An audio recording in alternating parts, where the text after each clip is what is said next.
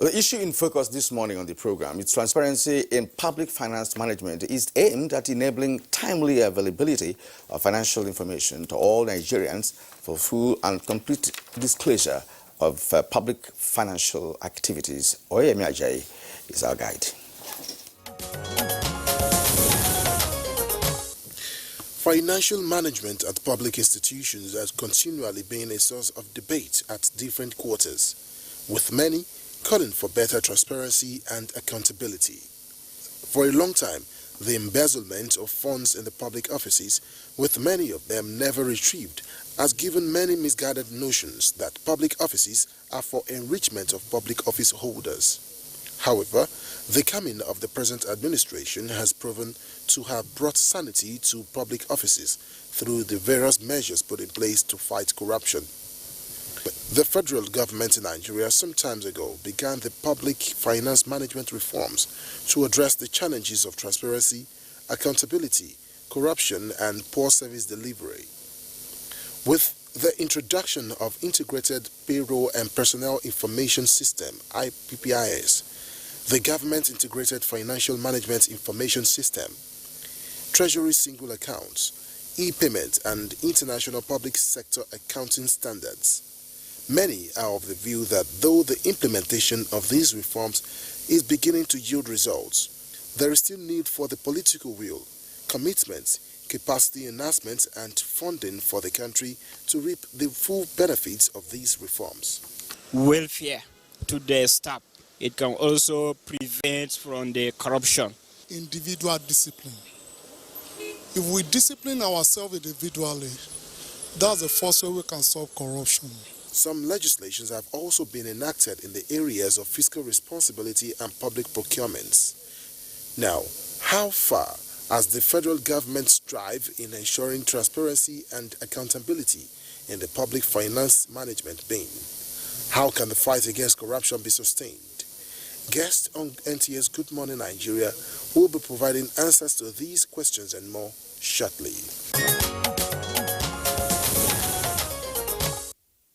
Thank you very much, Oyemi Ajayi, for that background. Here with us in the studios, I would like to welcome our three guests. First, Accountant General of the Federation, Alhaji Ahmed Idris. Pleasure to have you with us on Good Morning. Thank you. Good morning. Also here, Professor Ken Ife, a regular guest on Good Morning Nigeria. Of course, is an economic analyst. Thank you very much. Pleasure to have you around. And Christy Adejo is also here with us. He's an entrepreneur, public affairs analyst, and business etiquette trainer. Pleasure to have you around. Good morning, Nigeria. Okay. Ladies and gentlemen, you're welcome to the program. And we're going to begin this conversation by bringing in Ahmed Idris, who is the Accountant General of the Federation. Thank you. Well, a short while ago, actually, before we commenced the program, I was, discussed with my colleague Kinsley, on one major characteristics of accountants. There's no money anytime, any day. Even when you're happy to billions. Well, that's by the way. That's why they call them bean counters. Sometimes it's a bit pejorative, but I don't that. Yes. All right, sir. What is the financial transparency policy all about? The financial transparency policy is a policy launched by the, rolled out by the federal government and launched by Mr. President himself on 9th of December last year. And essentially, the policy is aims at giving a latitude, a space for Nigerians to know exactly what is happening in the public finance management of this country, and to begin to see where resources of government, where their own resources, because they are public resources, are being deployed for development, in social aspects of this country, in all aspects of this country. And for this reason, the policy, creates a portal. Under the policy, there is a portal which is domiciled in the Office of Accountant General of the Federation. And that portal, known as Open Treasury Portal. Open Treasury Portal. It is web-based, it is active, and highly interactive. and it contains public financial information about inflows and outflows in the Treasury. And the portal is being populated from 2018 upwards. We are still populating the portal in terms of data. And Nigerians and indeed all interested parties could now simply at click of button go to the portal and access information by MDA, by sector. When I say by sector, is it education sector? Is it real development in terms of road construction? Is it by ministry? And so on and so forth. And one can visibly see all this information, and it also confirms government's desire to comply with the open government partnership, which government has subscribed to. And all these are meant to achieve a lot of things, and in due course, as we discuss, we will tell you more about the portal. Well, let's walk back a bit and therefore ask the question, are there issues with public finance management in Nigeria? And if so, what are those issues that would warrant the launch of this policy? No, generally, people want to know exactly what their resources are used for. And there is growing need and demand by different parties, NGOs, and ordinary Nigerians as to where do resources go. And there is also this need to emphasize on fight against corruption. And there is need for openness. There is need for transparency. There is need for probity. So all these put together, and the fact that government has subscribed to the open government partnership, and we also equally want to be in tandem with other internationally accepted standards. So Nigeria has no option but to roll out a policy like this, and we are glad it is happening now. Okay, let's bring in Professor Kenny here. Let me take it from the last question that put out to the AG by Kinsley when he mentioned whether we had issues of public finance management in the country, historically speaking. But if you ask me, decades ago, we have never brought the issue of transparency to the front burner, by government. Now, how do you now see the current federal government initiative with this issue of, creating space, or as he called it, latitude, to ensure that Nigerians get to know how resources are expended? Well, we know that we have legacy issues when it comes to transparency. And but what we haven't seen is the concrete step that has been taken, as described by the Accountant General, in the whole value chain of public finance management. What we have is, end to end. What we have is constitutional, legislative, policy, and regulatory frameworks. But all these have been existing on paper, and then we have institutions that are meant to deliver these. But what we haven't seen, which we have seen now, is government saying, don't take my word for it.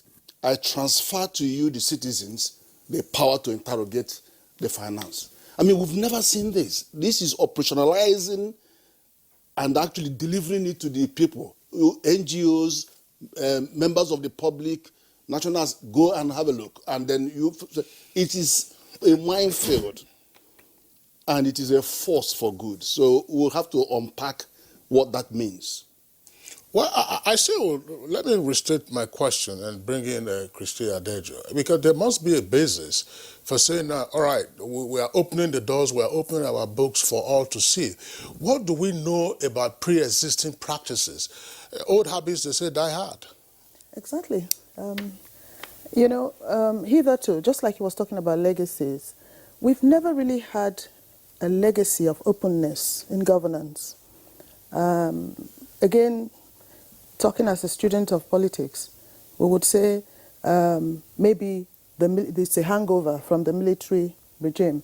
But over the years, there's almost been a steady obfuscation, let's put it that way, of issues that concern public finance from the public. So that certain things you can't access. Of course, in the typical Nigerian way, we also should blame the followership, not just the leadership. A lot of Nigerians are not keen on knowing the nitty-gritty about public finance until lately. And I wouldn't take this from this government. I think under the present administration, there have been some light, some sunlight, I would say, elements of excellence. We've seen the IPPIS, we've seen the TSA. Of course, that's quite glorious. It gives us hope that there is more. And of course, lately, the Open Government portal. But I'd like to say that we've always had a non-commitment to implementing these various policies. They're in good stead, but how is the adherence to completing them? Let me give you a basic example. The Public Procurement Act. To have full compliance or full performance of that act, we need to have the Procurement Council. That's not been set up. So that detracts from the full implementation of that act. And without seeming to detract from whatever successes this administration has got. Even the president himself did say yesterday when he was in his message to the annual general meeting of the auditors, he did indict them that they hadn't done well enough. And there's still room to audit public finances, public officers in the discharge of their work. So there's room for us to improve in spite of the many successes recorded so far. Kirian, I was just wondering, I mean, excuse me, based on what has just been, and the points that have just been highlighted, I want to come back to the Accountant General of the Federation. To whom are public accountants accountable? Well, public accountants, when you say public accountants, my understanding is those accountants in ministries, departments, and agencies. Essentially, there is a pool of accountants, and that is under the Office of Accountant General of the Federation. But when you deploy or when you post an accountant to an MDA or ministry or agency, he is responsible to the accounting officer of that agency or institution. Yes, there is a pool. There are certain reports which they must make back to the Treasury on monthly basis or quarterly basis, as the case may be. And there are certain meetings they must attend also, which are quarterly, to harness and put our heads together and see the progress being made, assess issues and problems, and then map out strategies to overcome those issues.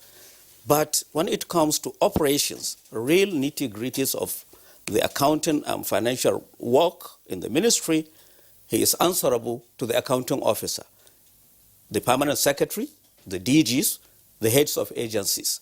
So as far as the portal is concerned, there are clear responsibilities.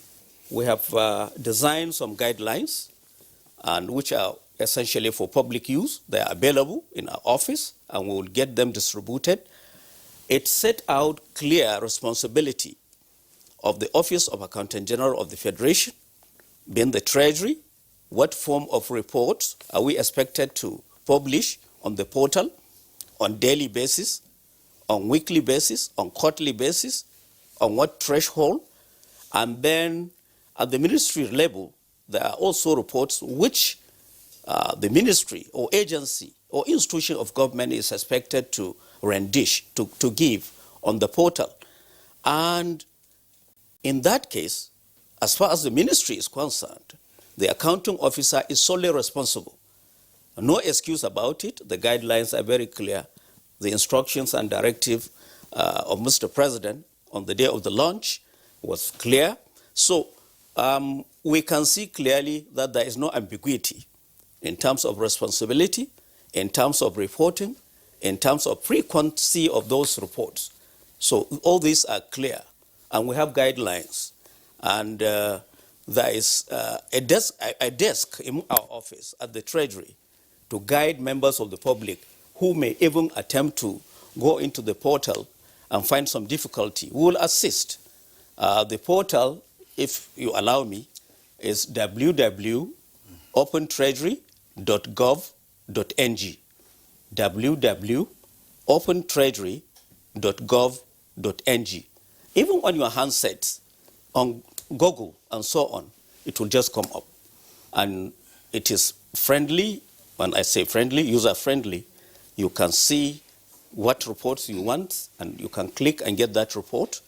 And we are there to assist institutions and organizations and individuals on the use of the portal. Yeah, you see, this is a new, should I say, is a new government policy, though, designed to achieve so many objectives. One of which is actually to see the commitment of the government when it comes to the Freedom of Information Act of 2014, which has been there. Nobody can tell if it's been put into use since it was enacted in 2014. Now, the government 2011 rather. Now, if the present government is desirable of ensuring that freedom of information being injected in this financial transparency initiative of the government, how, in your opinion, would it help to provide the necessary information required? You've talked about your portal, and of course what gets into the portal is what people are going to see. Yeah. And what also is the possibility of ensuring compliance with all the thresholds we've put in place in that document. Let me give some background. Prior to the launch of the portal, we were inundated with series of demands from different organizations, individuals, non-governmental organizations, for information, financial information. In fact, this is one of the greatest area of need. Give us information about how this happened. It revolves around money, finances, spending, expenditure. And we do answer. And most of the hue and cry about non-compliance with freedom of information revolve around use of resources, finances. And I'm telling you, for the first time within this a month or 2 months, we have noticed that that level of demand has gone down. The mere fact that we announced that there is a portal where everybody can go and access information freely.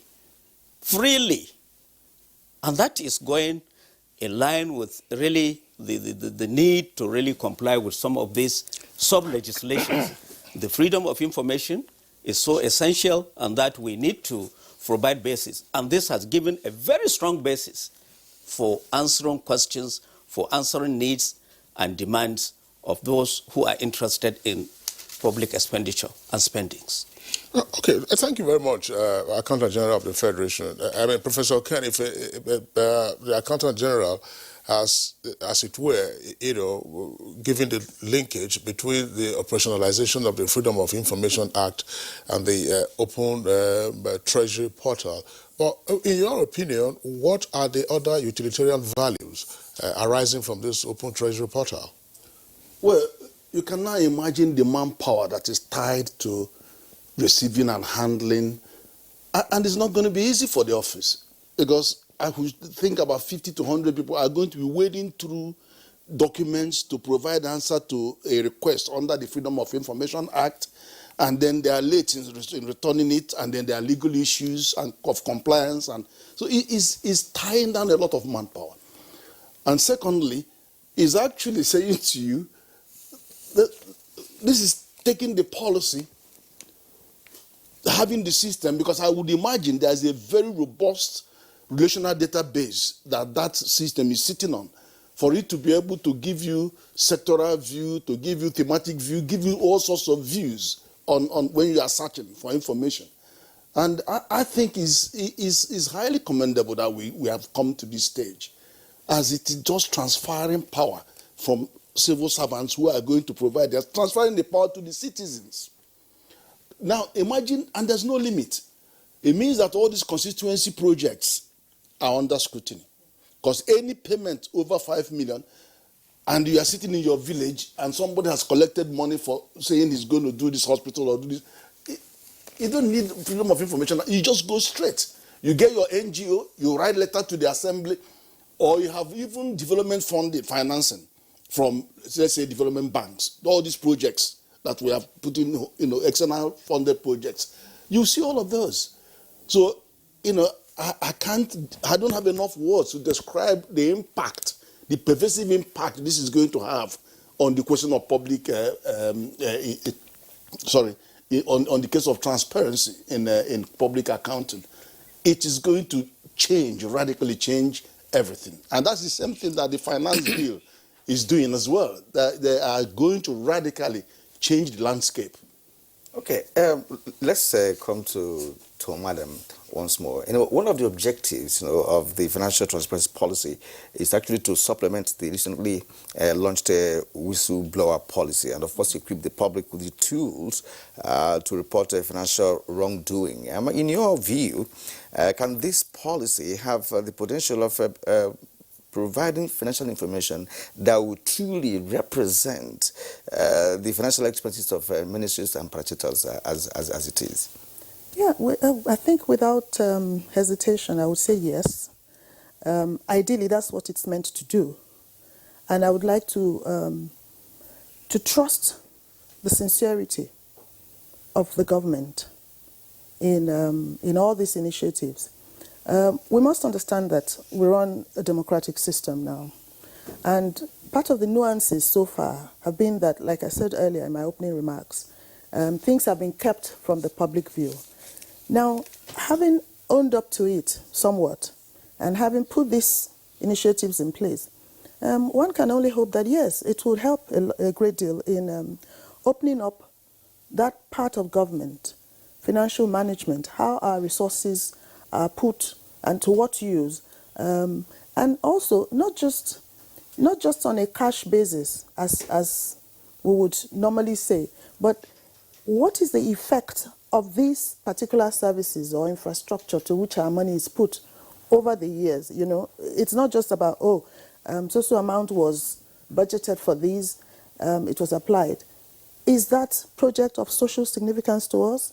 Is it going to help in the long run? Is it something that we would abandon after a while? All these questions, I believe, will be addressed by these initiatives. So I believe I have great hope that it will help the citizenry monitor and evaluate what government is using its money for. Prof, you want to come in? Yeah, if you look at our current method of investigating or starting investigation, if you wanted to involve the EFCC or ICP, somebody has to write a petition. And then in your petition, you may not even have the facts. But here, they will see the facts on the portal. You don't even need to write any petition. The facts are going to be there in the portal. And that is evidence. And you know what happens, why many cases never make it? It's because of evidence. So you have evidence. But the other thing that I would like to see fully developed are the technical support that the Accountant General mentioned. Because people are going to have difficulties in accessing this and interpreting that, so there will be technical support, hotline, web-based support, typical questions and answers, so that people can actually go and see typical questions and typical answers. And that reduces the traffic it's going to generate. And then, of course, naming and shaming has to come in, because that's where you begin to distill this and then name and shame and do some ranking of some MDAs on basis of performance. So that is also going to bring more pressure on them. Before the Accountant General response to the issues I've just raised, when you say utilizing the information from the portal, are you imagining, for instance, that it would also be the responsibility of the AG's office name and shame or to reward those who have done that? Or that could be the responsibility of an NGO. There are other institutions that could extract information from there and use it. For example, how many complaints or how many prosecutions or how many things that arose from a particular MDA. So there are other institutions that will pick this up and analyze and then begin to bring pressure on the particular MDA that is found wanting. All right. It is very clear on the guidelines that have been issued that users of the portal who find some difficulty using the portal, extracting information, getting data, can make specific requests to the MDA concerned or to our office that they have difficulty in getting this information. They should be assisted. And so this is very clear. You see, the development of this portal and policy should be commended. To the best of my knowledge, to the best of the information available to me, I have done some little research personally. No country in Africa has this type of policy in place. And in the whole world, I'm only aware of UK and United States of America. So we are serving as role model, at least within the African continent. And Nigeria should be commended. It is unprecedented, where government itself will say, look, have it all. And that is one very strong critical ingredient for transparency and good governance. And we are lucky it is happening now. And we can see the commitment and sincerity of Mr. President. He came personally and launched the portal. Now, what is the guarantee that accountants in the MDAs or the ministries are going to comply, meaningfully, of course, to ensure that the result of what the deliverables we're expecting from this portal or this policy, will go well? Because if it's a garbage in, garbage out, the information given to the portal is what Nigerians are going to take, right? So what about where the information is being generated from? Is it the right information? Is it correct? Is there any means by which you are going to do a kind of a back-checking to know whether, look, if this information is in this portal, it is true and it is final, and that's, of course, exactly what it should be. Is there any means of doing such thing? Because, of course, this thing is not yet in practice, so to speak, Well, it is in practice to the extent that you can now go into the portal, like I said. But how many MDAs are complying at the moment? Well, as far as I'm concerned, as far as I know, almost all. But that is not to say there are no teething issues. There are obvious teething issues for any new policy that has come, afresh. We are trying to address some of these teething issues. I've told you of our ability to upload, to populate the portal with the data, and that has been done.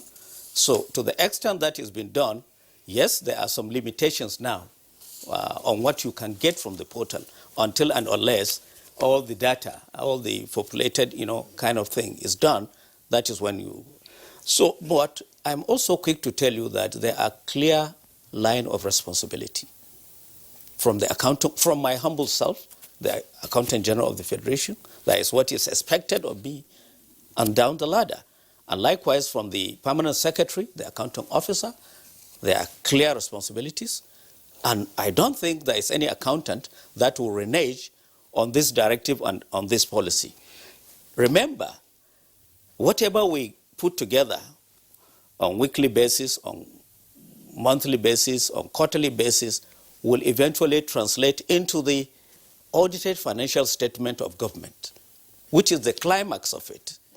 At the end of the year, 3 months into the succeeding year, we're expected to produce general purpose financial statements, which must be audited by Auditor General for the Federation.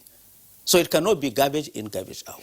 It must be factual data, factual information, and Nigerians are there to see and assess some of these things and to critique it. I was actually going to ask the point that you just raised now. In projecting or evaluating the utility of the information that one gets from the portal. Yeah. Yes, government can display its information via the MDAs to say this is what we got, this is what we have paid out, and so on and so forth. And yet, there's the auditor's report. You have the internal audit, you have the external audit, plus the audit report. I mean, the auditor's conference is on. You know, information at face value may not be real, you know, depending on the final evaluation provided by the Auditor General. Will it therefore, in terms of trying to utilize this information, what are the cautions that can be issued to say, all right, maybe should there be a caveat, say, await the auditor's report on this and that and that? Or should an inquisitive demand be ultimately based on the Auditor General's report? No, whatever data is given, if it is a report, if it is a financial statement, there will be a clear indication as to whether it is audited or unaudited. And this is you know, good enough to guide the user. Yes, it is you know, the raw data or raw information before audit is conducted, and you know that you are using a raw data. And then when the audit, which is another process entirely, is done, then you have the audited information, audited data. And I think we should leave it as such. Yes, there must be audit. Before audit, you know, what you have is raw data. And you just cannot call it anything but raw data. I must also tell you that we have developed possible questions and answers by way of booklets. As we roll policies, the tradition in Office of Accountant General of the Federation is we develop guidelines, which I've shown you. We also give some additional insight into possible questions. We ask ourselves, we situate ourselves as a user and ask questions and attempt to answer, putting heads together. This policy is meant to achieve a lot of things, to curb corruption, to ensure openness, and I believe it will build trust in government or in governance, because it's happening for the first time. It hasn't happened before. We've heard of the legacy issues in public finance management of this country, and all these are being addressed step by step. TSA was one of the public finance reform initiatives that we've had. It is now a full story of success. The IPPIS, even though, of course, with the current issues with the universities, I must tell you that out of the 43 federal universities, with a total nominal roll of about 139,000, we have been able to capture over 71%, remaining just about 29%. And this is, well, significant, but then the door for enrollment is still open, and we get professors and members of ASU coming to our office to get enrolled. And that is, I mean, we are not stopping the enrollment. Mm-hmm. The only thing is that we have left the university sites. We are now in our office. Whoever wishes to be enrolled can come in. We have had IFSA's implementation. So Office of Accountant General of the Federation has been driving quite a number of public finance reform initiatives. And we are succeeding. We will also succeed in the IPPS implementation. You're talking about IPPIS. When you say they are coming to your office, is it in Abuja or they can go to the state? Abuja. Not in the state offices? No. In Abuja. It is now in Abuja. We left Abuja to go to their universities for 2 weeks in the first instance. We extended it by another 1 week. We extended further. Now we are back because we must come back and put this captured stuff onto the payroll. All right, thank you, AG. That's a topic for another day, that we can also deliberate on. But Ken, let me come back to you, Prof. This policy is actually closely tied to the fight against corruption in the first instance. And of course, to encourage and, of course, enforce availability of financial information to other civil society organizations and private individuals, as the case may be. And the Accountant General raised the issue of teething issues here. Can we go to that? What are those teething issues? Because, yes, this policy began in December. This is just January, and we are still putting it to test to see how it's going to work. Of course, the agency says, look, it's going to be successful as other policies did. We hope that. But then there are teething issues. What are those issues? Well, first of all, you are implementing a system. There are always issues about a new system implementation because there may be bugs that you have to deal with. There are lots of little issues that are, even the programming you don't know. Many of these issues will arise from time to time. And then you see, and the technicians will be there to sort them out. Then you have, and that's also why from the user perspective, you needed to have a strong technical support team. Because the users themselves are going to be experiencing problems. This is very new. So there's a team there that will be dealing with their problems and also looking back on the system to see how they can correct the problem that they're having. There may also be problems from the people who are keying in the data and mismatches and those misdescription and mismatches, but those also would have to be streamlined over time. And I'm glad that the Accountant General pointed out the issue that it is an audited report. But when the audited reports come in, then they will be updated. So if there are discrepancies or misdescriptions or issues around those, we are warned that those are fresh. And you can have it both ways, actually. Giving us the raw data is more important than even the audited report, because those who are going to use them to do their prosecution and whatever else has to happen, they have actually seen the raw report. Let me give you one example, difference between the two. We have Fiscal Responsibility Act of 2007 that provides for 122 MDAs, revenue-generating MDAs, to return 80% of the operating surplus on a monthly basis. And then they will reconcile at the end of the accounting year. But that's not happening in practice as much. Some are complying, but some are not. So what do you find happening for some of the defaulting agencies? They produce two reports. One to fulfill all righteousness and send it to the Auditor General. And they do a second report and give to the Fiscal Responsibility Commission. And those two reports don't talk to each other because they're holding back the money and spending. And then by the time it comes to the year end, it's just about creative accounting. Whereas if they are making their returns on a monthly basis, putting back 80% on it, then it will be a different story. So that you don't have two different scenarios. So that's the kind of thing you will see. But we have to give this time.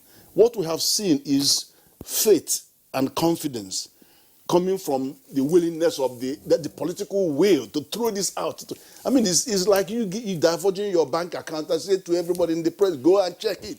Yeah, Prof. We'll come to that. Just before we bring in Christy Adejogi, I want to go back to the Accountant General of the Federation.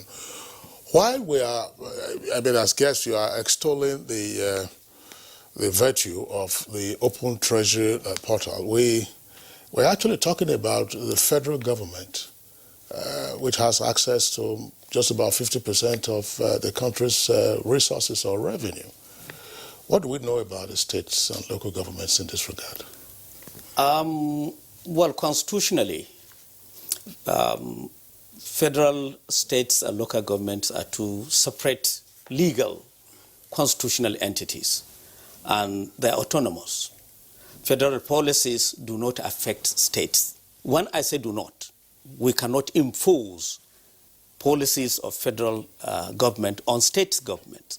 However, we work with them, we collaborate and partner to show them the good side of some of these policies. For instance, the TSA, almost all states are now keying in. They are now adopting TSA. It is not an imposition. They saw the importance and the value, and so they key into it and adopted it. The only policy that even that one, no imposition, is the implementation of IFSA's, International Public Sector Accounting Standards. And these are because the states themselves, one way or the other, have some relationship with international organizations who may not look at their financials or listen to them if they are not in tandem with the international standards. So that one, we also collaborate and work at FAC, and there is Common Implementation Committee, and we are working seamlessly together. We give capacity for those states that are desirous of receiving such capacity. We work together and no issues. So I pray and hope that with this policy now in place, state will also begin the process of keying in. They will see the value. More so, the citizens of such states can begin to make demands that, look, federal is doing it. You too should do it. Eventually, all will do it because it is for good. It is for transparency, probity, accountability, and openness. And that is all you need for good governance. That is the basic ingredient of good governance. Once you open everything, it's like saying, come and participate. Come, you are part of it. Christy Adejo, what would you like to see at the state level? Because there's this phenomenon or the syndrome that is referred to as the emperor's syndrome, where virtually, according to the allegation, state resources are managed as personal estates. Yes, in fact, when he was talking about the Honorable Accountant General was saying they cannot force the states. In my mind, I was saying, oh, I wish there was a way we could force the states, because really, they're the ones who are closer to the people. The general citizenry would relate more with them, more with the local government councils, and if this initiative does not permeate down there, then it would be almost like paying lip service to it. I'd like to see all the governors buy into this. I'd like to see all the local government chairmen or caretaker committee chairmen buy into this.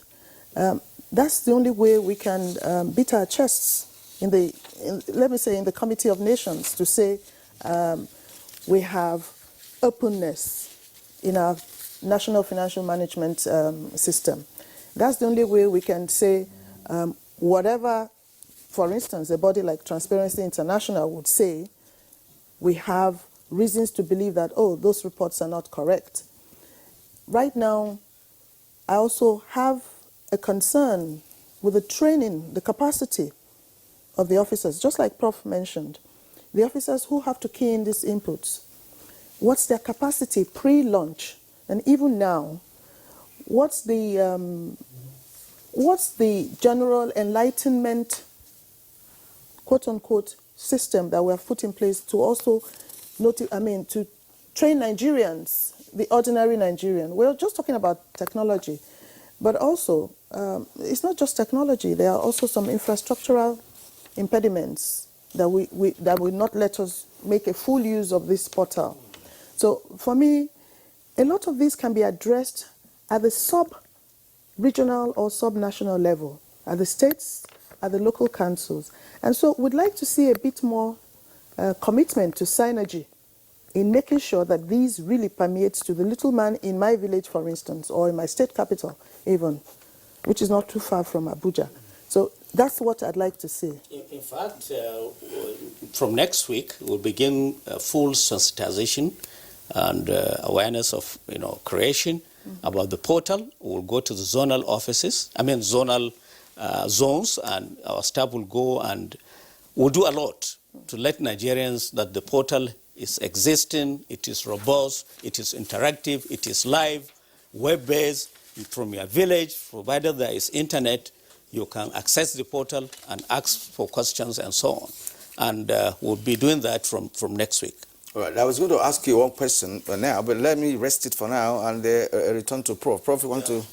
The Accountant General is just being modest in saying that the states are independent. Of course, they are independent constitutionally. But there are lots of things the federal government can do to get them in line. And it's very important for this country that we'll find ways and means of drawing them into the net. first of all, the federal government has paid for this system. And if you are going to, can obtain a license that allows 36 states to use the same system. And the federal government can bankroll that so that the states are not going to say we don't have the money. Then secondly, you can actually make presentations to governors on the efficacy of this system and begin to train your colleagues, the accountant generals of other states, to begin to see the value. But then there are also areas where you can start tightening the pressures. One is when you give them money from federal government, direct disbursement to them to do projects, you can demand as a condition that you would actually like this to be published, because we're already publishing them. So that's the demand. If they're going to access this money, they have to fall in line. But there's another one that you've been using. The Fiscal Responsibility Act was first done for the federal government and recommended to the states. So some came on board, some didn't. But then when they now want to borrow money, external borrowing, or they want to go to bonds, then the federal government puts the condition. No, you got to have to, one of the conditions is, have you implemented that? Have you set up the Fiscal Responsibility Commission in the state? Now let's do debt sustainability. All of those are pressure devices, and if you want to do it, you will do it. Yeah, pressure devices, that's interesting. Accountant General, see, what is the role of auditors in this? I want to ask this question because I know that every MDA or ministry, they all have auditors. Right, and when you're uploading data, perhaps from the office of whatever accountant in the MDA or wherever, who of course will tell us the money that the accounting office has actually disbursed for a particular purpose, is there going to be a central auditing system, whereby by the time those auditors, upload the data and information, they will not be re-audited centrally by the Office of Auditor General, of the country? Is there such a measure in place? Audit function is separate from finance and accounts function, and they should be so statutorily. The Office of Auditor General for the Federation has a responsibility of oversight over all MDAs of the federal government. And they work virtually, real time. When I say real time, they are stationed in each MDA. It's not by visitation. It's just in few cases where they don't have staff, they visit and so on. So the real other audit, which is pre-audit, those auditors are from our office, the internal auditors. And they also work real time. When I say real time, they are stationed, they are there, and they see the records, the vouchers, get them audited before payment is made. So the auditor ordinarily is the first person that can see the document, the vouchers, the records, before even getting them onto the portal. Yes, the portal will assist them. Is what we audited, what is offloaded onto the portal, and so on and so forth. So it's a complementary kind of role. Is there any monitoring mechanism on the part of the auditors to ensure that what is finally put in the portal is the correct amount? Now that a policy is rolled out, known as financial transparency policy, it has now added, on the checklist of the auditor, what is expected of an MDA, what is expected of an accountant, what is expected of Office of Accountant General of the Federation. It's automatic. Okay. So it's part of what they will be checking, confirming, and ensuring that there is compliance. All right, ladies and gentlemen and viewers, you're watching Good Morning Nigeria, reaching you live on the network service of the NTA. We have a number of tweets that have come in, but we are taking a short break now. When we return from that break, we take those tweets and then return to our guests. Welcome back to the program. Now, we have a number of tweets, as announced by my colleague Kinsley, and we'll go straight to them. Steve Bond 007, he says, the balance sheet before and after monetary allocations should be published on all national dailies. The account balance should be available on request to any inquiring citizen. It is public money. They have a right to know how it is spent. Chris Simeon has this tweet. Transparency is important in management of public finance. This is because it strengthens governance, and management is an essential tool that speeds up affairs in both public and private sectors. To ensure transparency in managing public finance, government officials must give detailed information on how the government uses state resources. Now, he said, to achieve transparency in public finance management, all deliveries of budgetary allocations to ministries, departments, and agencies should be published before time for public notice, while they will be required to publish their budgetary expenditure at the end of the financial year. Lily Jack Solomon, corruption, poor public financial management, institutional challenges, staff absenteeism or lateness to work, leakage and abuse of government information or lack of political will had created public sector decay in Nigeria that had discouraged potential investments. Utulo Sunday, we need self-discipline and reorientation, especially among civil servants who are the major drivers in this regard. Mike Ayankwo, that Nigeria is still at this level of development was the result of poor public finance management. There must be prudence in our public accounts as well as checks and balances. Omobola Hobabs, my view on public finance management in Nigeria is that it's generally abysmal. There is hardly any ministry, department, or agency of the federal government you check their account record that will not find one act of financial misdemeanor or the other. It's more of a routine. Titus Mondenunk tweets, just make everybody in the Accountant General's office sit up and plant spies in the agency, and you will see deliverables. If someone or any Oga is made a culprit, if he or she commits any infractions. Nigerians perform maximally when closely monitored. Akeju Labaju, public financial management is a wide field of specialization in public administration and covered several areas of concern. Transparency and accountability in public finance management are Siamese twins necessary for good governance. However, very few that take decisions on us have low skill in public finance management.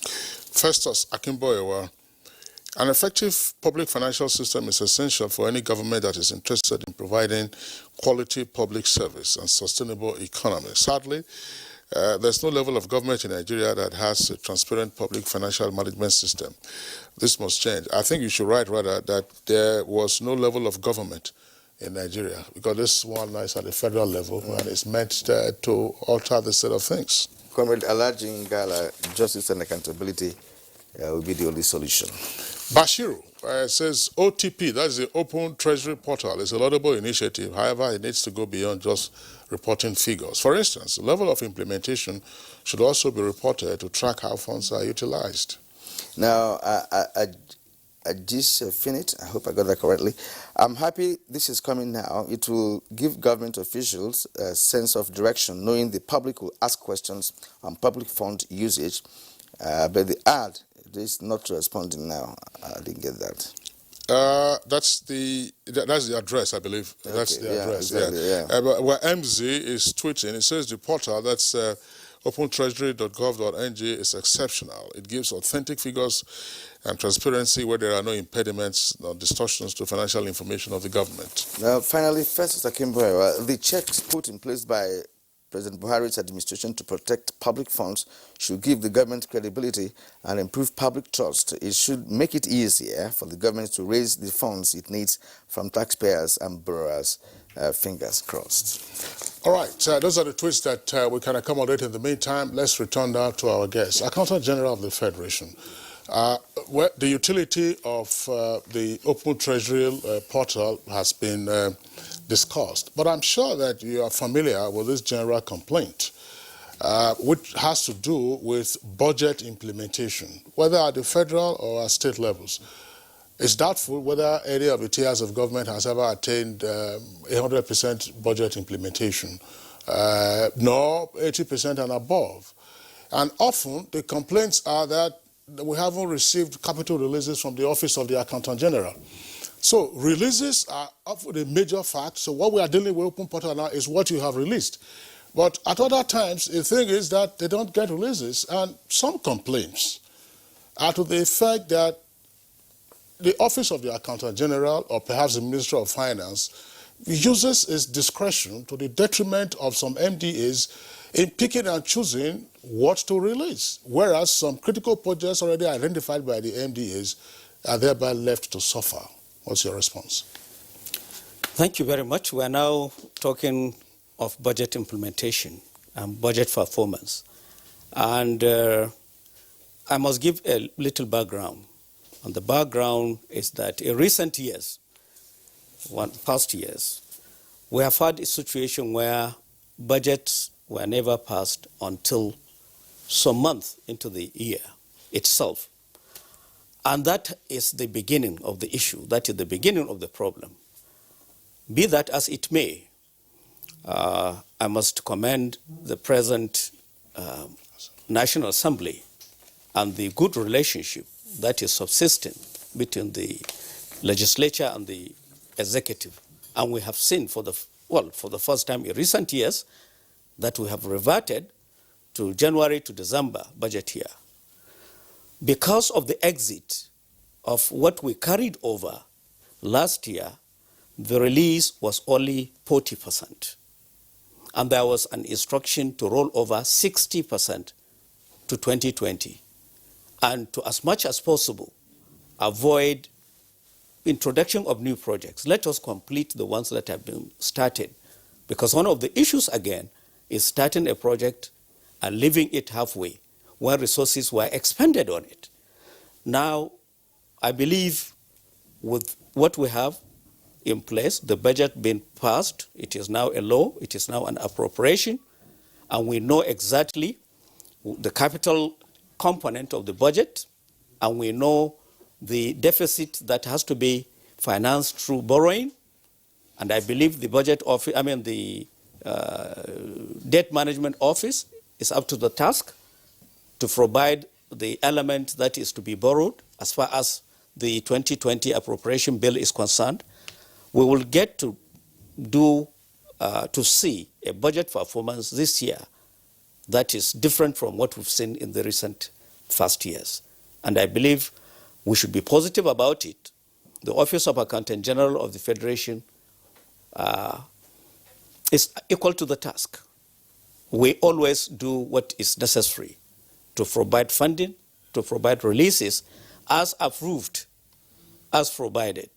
And we will continue to do that. I assure the public that our office will even be more efficient because we are now streamlined.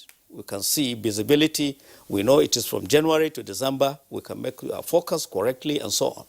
And that is what I can give as an assurance. So what you have said simply means that is actually suggestive of the fact that the delays in releasing funds to MDAs or ministries for developmental, projects is now tied to the delay in budgetary, allocations or approvals and what have you. But what Kingsley was actually asking is a situation where your office uses discretion to determine who to give what, at the point in time. We never use discretion. We work with a warrant or an AIE, which clearly spells out who is to be paid what.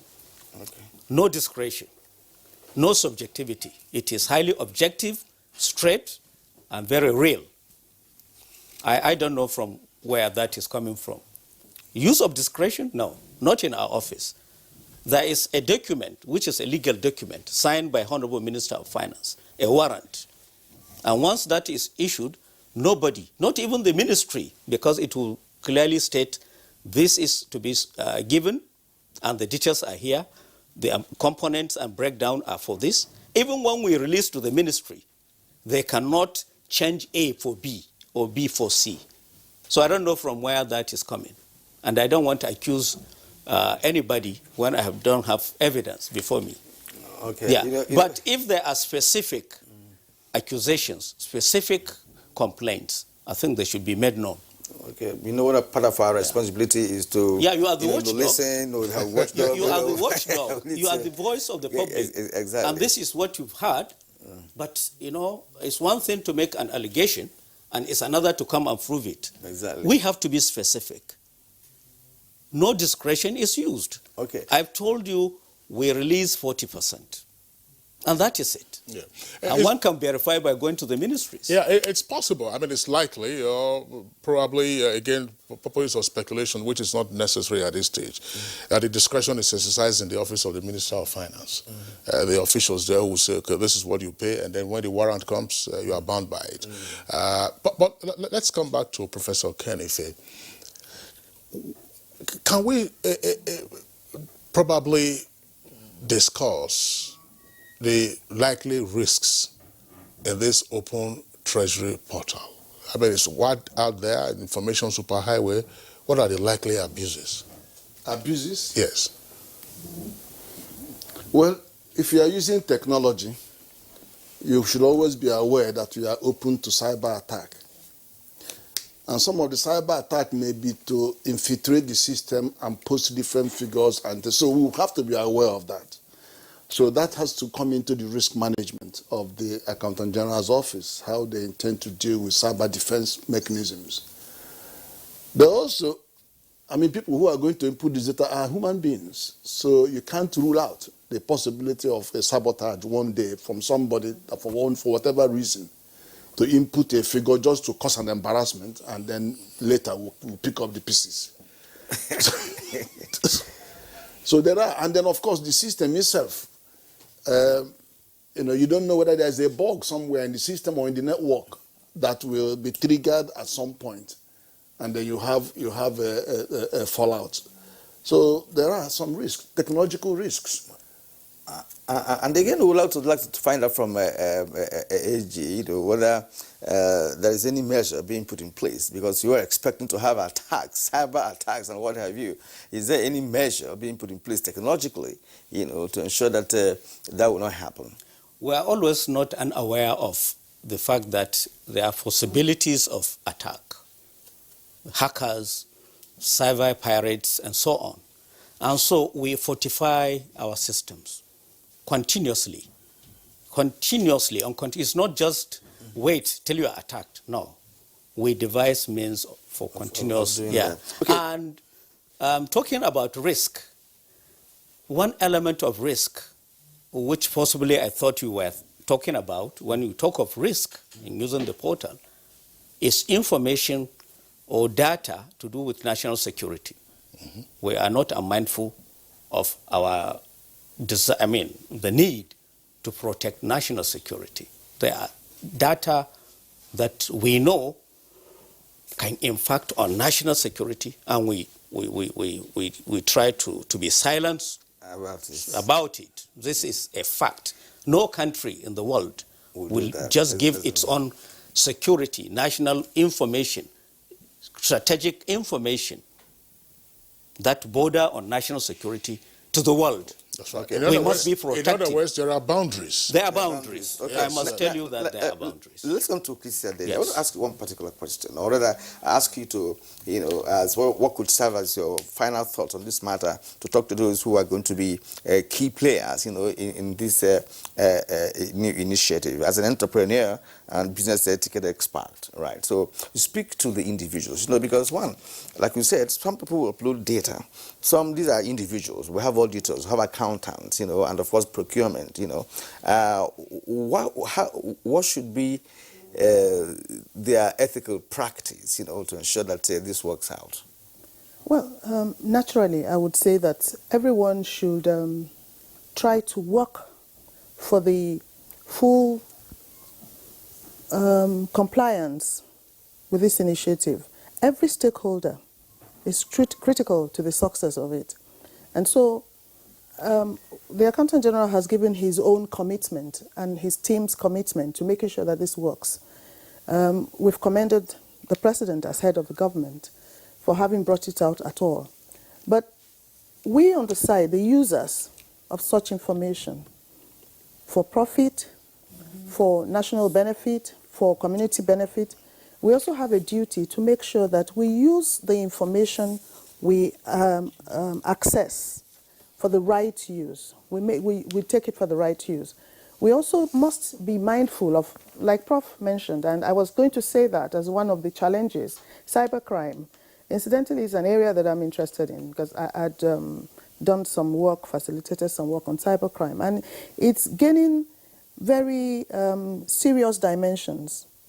Cybercrime has come to a level that someone will sit in a hut in a village and can really jeopardize all we're talking about, because there are small boxes that can intercept information and all that. So we have to be mindful about that too. Every hand should be on deck. The Minister of Communications, the Minister of Digital Economy now, all those should be critical stakeholders in this area. They should let Nigerians know what to do in the instance of a cyber attack, what we should do to prevent a cyber attack, because it could be from the implement I'm using from my own device that such information may be compromised. And so there are so many angles to it, but I just want to say that there should be proper education and enlightenment of every stakeholder in this matter, especially even our officers who also have to do with the external stakeholders. Okay. I think for close monitoring of the policy and the portal in particular, there is an interministerial committee made up of inclusive of investigative agencies, EFCC, ICPC, the Ministry of Finance, our office, and a host of others that have the responsibility to ensure, full working of the system, and all these agencies with their representatives can also, have one thing to do with the information and the data that is therein. And again, the data that is being uploaded or downloaded onto the portal are those on either Excel form or PDF. PDF is a file that you see data, you can use it, you can check it, but you cannot alter it. It cannot be altered. And so we are not unmindful of the fact that some people can go in and begin to change certain things. No, nobody can go in and change figures. The figures remain as they are. They are highly protected. Accountant General of the Federation, we've raised a number of issues as to how the subnational entities, can key into this, and Professor Koenig Efe has also said there are ways that the federal government can twist, the subnationals to get into this. But suppose the subnationals ask for a quid pro quo, namely, this has been on the table for a long time, separate the office of the Accountant General of the Federation from the office of the Accountant General of the federal government. You want my reaction to that? Absolutely. Good. You see, there were years in the first administrations where clearly there is this perception, I don't know whether it is real, that the Office of Accountant General of the Federation does not play the expected role. It is more inclined to the federal government. And some examples were cited. These were the times when some funding of states were given to few states and others were denied. And this happened through the Office of Accountant General of the Federation. Then, those were the accusations.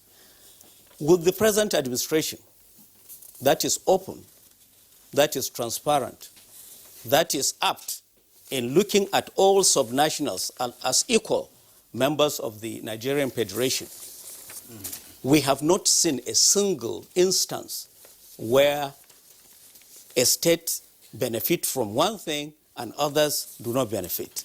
Okay. When it comes to budget support, all states benefited. When it came to payment of Paris Club, there were, all states benefited.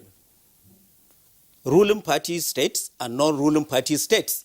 Let me be a bit open. We're going to pause it here. So all these agitations were because of some perception before, which now do not exist. We're going to stop you here because of time. Okay, excellent. I wish you will call me. But what I'm interested in actually is if Kingsley said that, look, if you can adopt a quid pro quo in this to say, look, even if it's pari club or whatever it is, if you don't do this, we don't give you this, even in monthly allocation. If it's a possibility to do, to ensure that subnationals will comply. You cannot withhold monthly allocation. Legally, the states you cannot. Legally, the states cannot be denied their money. All right. Under whatever guise. All right. That's just by the way, because but accountants usually don't talk a lot. When they want to sign, their signature is also very economical. I don't know. Green pen. My own is huge. Yeah, all right. We have another set of tweets, by the way. There are viewers who've been listening on this conversation. Abubakar Bala has this tweet. The federal government, in collaboration with the National Assembly, should work out modalities to drag adamant states into this system. States should not be allowed on their own to decide. Transparency is key if we want to change the narratives. Obiagwe, fine. This is incredibly amazing. I just opened the site and it is real. They're even asking me, hello, would you like to talk to any of our agents? That's applause for yes. When I said it, maybe there were some doubts. No, you just went in. Would you like to talk to any of our agents? Yeah. Yes, you should speak to one, and then let's take it further from that. Farida Sharif tweets. Now, this is a good one, and should have a space for states and local governments so that we can reduce the cost of governance. Okay, Egwabo Joseph says, I visited the portal a while ago, and it's more like the more you look, the less you see. I think we should find a way to add the auditor and the Nigerian's reports to each posting on the portal, whatever else to increase capacity for specificity and real openness. Now, Clement Adeoye tweets, agencies of government, department and ministries need to imbibe this culture of financial transparency to better the life of Nigerians. Lukman Mohammed, I believe it's only transparency that can take Nigeria to the promised land. Hence, the government needs to be more sincere to its citizens. All right, Kieran, I think that those are the tweets that we can take this time. And on that note, we'd like to thank all our three guests who've been with us this morning. Christy Adejo, business etiquette trainer and public affairs analyst. Thanks a lot for being with us in Good Morning Nigeria. Professor Ken Ife, economic analyst. Thanks a lot for being around. And the Accountant General of the Federation, Ahmed Idris. Thanks a lot for being here with us. I'm glad. I wish I can be invited again. No, we'll invite you. There are a lot of questions not asked. Exactly. We'll bring you back. And answers not given. No, we'll bring you back. We'll bring you back. Okay, no problem. We'll bring you back. And then you've been on Good Morning Nigeria in the past. So we appreciate your being around. Let's see how the policy works for a while. Okay. And then we have the opportunity to make assessment. We'll make an assessment. And we'll have the opportunity of asking more questions. So we'll thank you this morning for tuning in to Good Morning Nigeria. We're back tomorrow, same time, 7 o'clock in the morning. Until then, do enjoy the rest of your day. My name is Kingsley Osadolo. And I am Kieran Umar. It's been a great time with you this morning. Do that again tomorrow when we return.